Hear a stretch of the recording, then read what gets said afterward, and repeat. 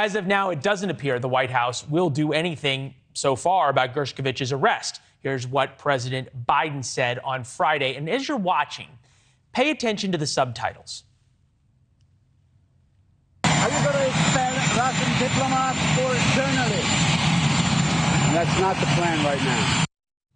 Not the plan. Gershkovich's arrest is just the latest attempt by Putin to bring back the old Soviet days. He views himself much more, as we said, like Khrushchev or Stalin than Boris Yeltsin, and has long acted unchecked. There is no incentive for him to not take hostages. Lots of incentive for him to do. John Bolton, former UN ambassador, former national security advisor, is with us now.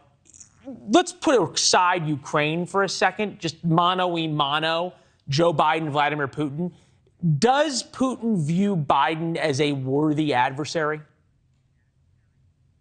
No, I don't think so. I think having had a chance to size Biden up in the summer of 2021 in their meeting in Europe, honestly, I think that was one of the factors that went into the Russians' calculation that they could invade Ukraine and get away with it. I think they saw a weakness. I think they saw a weakness in the withdrawal from Afghanistan. And I think they've seen other signs of weakness, specifically vis-a-vis Russia, within the past 6-8 months that encouraged Putin to engage in what's clearly an act of terrorism, a very calculated maneuver. He wants something from the United States. We don't know yet what it is, but this is a bargaining chip.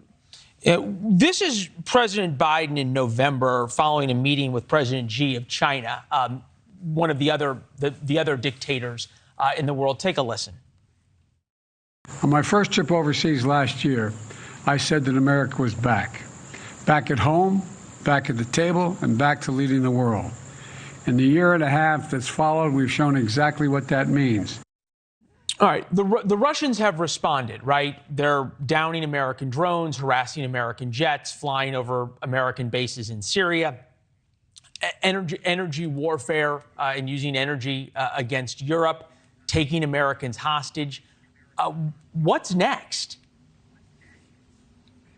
Well, I think we're going to see more of the same until we respond. I do think the attack on the American drone in international airspace by the Russian pilots that went unresponded to by the United States was another signal to them. I think the exchange of Brittany Griner for Victor Bout was another. I'm sure I don't know Brittany Griner. I'm sure she's a fine person. I don't mean to make any invidious comparison, but that trade was a basketball player for an international arms dealer. And I'm sure in the Kremlin they said that's cheap at half the price. That's the problem with swapping hostages, is you're setting a price and the next bid is going to be even higher. Look, I have the utmost respect and emotion and feelings for Paul Whelan's family. If my sister was behind bars, they would say and do anything, I know, I would say or do anything to get them out. They would say and do anything to get me out. The question I would have, though, is you heard Paul Whelan Dave Whelan take a swipe a little bit at the Trump administration of saying, hey, the Trump administration wasn't doing anything to get Paul Whelan out. And now Joe Biden is trying. Your assessment? Well, I think there were some things that were done, at least while I was there. But I think the fact is, with Trump in the Oval Office, given his feelings about Vladimir Putin, there's no telling what might have happened if Putin had really sat down to bargain with him. I think you've got to look at this not as this case and then the next case, each individual. I think you've got to look as a matter of American policy at the whole progression of what happens when you effectively validate hostage-taking by swapping. I mean, we really went off the deep edge, just as an example, with Ronald Reagan in the Iran-Contra affair. He was so upset about the hostages in Lebanon, he violated his own express policy, which had been put in effect just a few months before the seizure of the Pan Am plane and the hostages in Lebanon, completely violated it, and we ended up with the Iran-Contra affair. To say you're not going to negotiate and swap with terrorists, which I think is what the regime in the Kremlin is, sounds like a hard policy.